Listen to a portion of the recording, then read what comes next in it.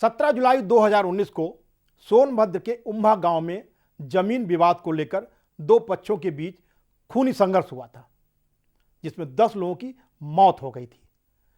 हत्याकांड के फौरन बाद सीएम योगी ने उम्भा गांव का दौरा किया और पीड़ितों को इंसाफ दिलाने की बात कही। इस पर शासन प्रशासन ने तेजी से काम किया। 270 पीड़ित ग्रामीणों को नगद मुआवजे के अलावा 7.5 बीघे जमीन भी दी गई। सोनभद्र शहर मुख्यालय से तकरीबन 70 किलोमीटर दूर उम्भा गांव में पिछले साल जमीनी विवाद में हुए खूनी संघर्ष ने इस गांव को देश में ही नहीं बल्कि अंतर्राष्ट्रीय मीडिया की सुर्खियों में ला दिया था। घटना 17 जुलाई 2019 की है।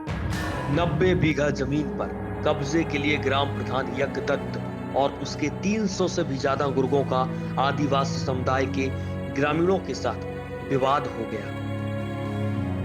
देखते ही देखते विवाद खूनी संघर्ष में तब्दील हो गया।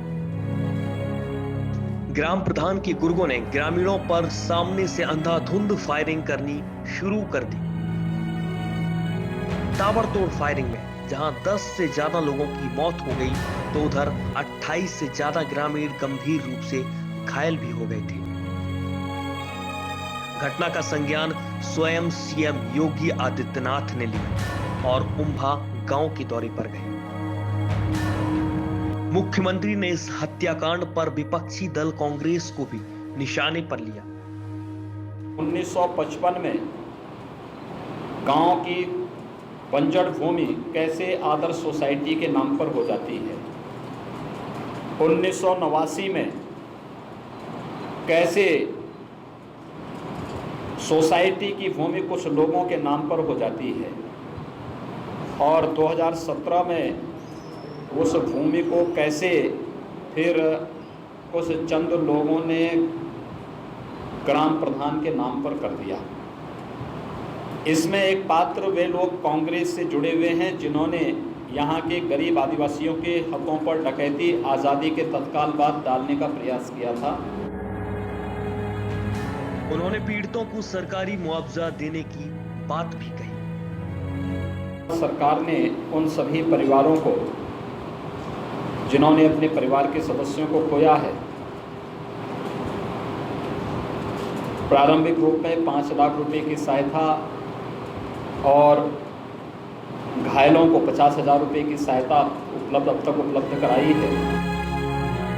बताते हैं कि दो पक्षों के बीच हुए खूनी संघर्ष में फायरिंग के साथ लाठी डंडे और फावड़े भी चले।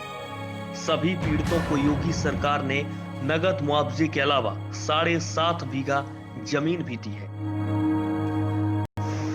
उम्भा की घटना एक बहुत दुखद थी, जो नहीं होना चाहिए था, परंतु शासन द्वारा उसमें बहुत ही संवेदनशीलता दिखाई थी और जिस जमीन को लेकर लड़ाई हुई थी उस जमीन को संबंध में जो भी जिनके अभिलेख में गलत एंट्री था उस सबको सही करा के सारे जमीन गांव समाज में निहित किया गया।